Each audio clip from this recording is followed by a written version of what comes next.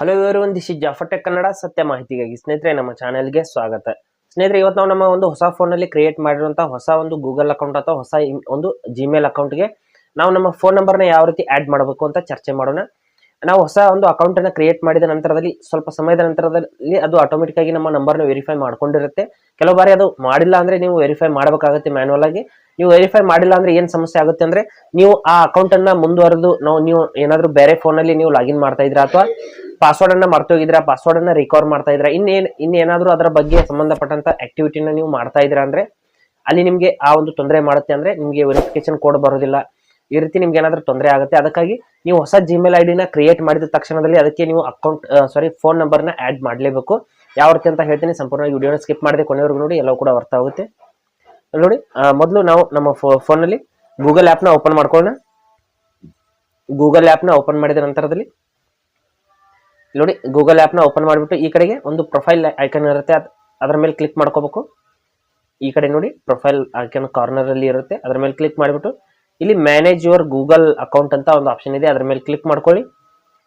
Manage your Google account ಮೇಲೆ click ಮಾಡಿದ ನಂತರದಲ್ಲಿ ನೋಡಿ, ಈ ರೀತಿ ಕ್ಲಿಕ್ ಮಾಡಿದ ನಂತರದಲ್ಲಿ ಇಲ್ಲಿ ಕೆಲವೊಂದಿಷ್ಟು ಆಪ್ಷನ್ಸ್ಗಳು ಬರುತ್ತೆ. Personal info, data and privacy ಅಂತ ಎಲ್ಲ ಬರ್ತಾ ಇದೆ. ಇಲ್ಲಿ ಪರ್ಸನಲ್ ಇನ್ಫೋ ಅಂತ ಒಂದು ಏನು ಆಪ್ಷನ್ ಇದೆ ಅದರ ಮೇಲೆ ಕ್ಲಿಕ್ ಮಾಡ್ಕೊಳ್ಳಿ.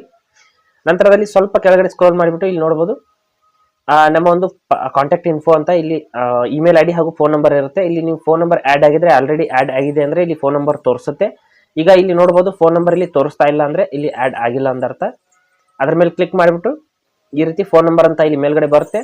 ಇಲ್ಲಿ ಆಡ್ ನೌ ಅಂತ ಒಂದು ಆಪ್ಷನ್ ಇದೆ ಸ್ನೇಹಿತರೆ, ಅದ್ರ ಮೇಲೆ ಕ್ಲಿಕ್ ಮಾಡ್ಕೋಬೇಕು. ಆಡ್ ನೌ ಮೇಲೆ ಕ್ಲಿಕ್ ಮಾಡಿದ ನಂತರದಲ್ಲಿ ನಾವು ಹೊಸ ಒಂದು ಫೋನ್ ನಂಬರ್ನ ಹಾಕುವಂತ ಆಪ್ಷನ್ ಬರುತ್ತೆ. ಇಲ್ಲಿ ನೋಡಿ, ಇಲ್ಲಿ ನಾವು ನಮ್ಮ ಒಂದು ಹೊಸ ಫೋನ್ ನಂಬರ್ನ ಇಲ್ಲಿ ಆಡ್ ಮಾಡಬೇಕಾಗುತ್ತೆ. ಇಲ್ಲಿ ನೋಡಿ, ನಮ್ಮ ಫೋನ್ ನಂಬರ್ನ ನಾನು ಇಲ್ಲಿ ಆಡ್ ಮಾಡ್ತೀನಿ. ಮಾಡಿಬಿಟ್ಟು ಕೆಳಗಡೆ ನೆಕ್ಸ್ಟ್ ಅಂತ ಕ್ಲಿಕ್ ಮಾಡ್ಕೋಬೇಕು. ನೆಕ್ಸ್ಟ್ ಅಂತ ಕ್ಲಿಕ್ ಮಾಡಿದ ನಂತರದಲ್ಲಿ ಇಲ್ಲಿ ಕೆಳಗಡೆ ಒಂದು ಗೆಟ್ ಕೋಡ್ ಅಂತ ಒಂದು ಆಪ್ಷನ್ ಬರುತ್ತೆ ಸ್ನೇಹಿತರೆ. ಗೆಟ್ ಕೋಡ್ ಅಂತ ಸ್ವಲ್ಪ ಕೆಳಗಡೆ ಇರುತ್ತೆ, ಅದ್ರ ಮೇಲೆ ಕ್ಲಿಕ್ ಮಾಡ್ಕೋಬೇಕು. ಮಾಡಿದ ತಕ್ಷಣದಲ್ಲಿ ನಮ್ಮ ಫೋನ್ಗೆ ಒಂದು ವೆರಿಫಿಕೇಶನ್ ಕೋಡ್ ಬರುತ್ತೆ ಅಥವಾ OTP ಬರುತ್ತೆ, ಒನ್ ಟೈಮ್ ಪಾಸ್ವರ್ಡ್ ಅನ್ಬೋದು. ವೆರಿಫಿಕೇಶನ್ ಕೋಡ್ ಗೂಗಲ್ ಕಡೆಯಿಂದ ಬರುತ್ತೆ ಸ್ನೇಹಿತರೆ.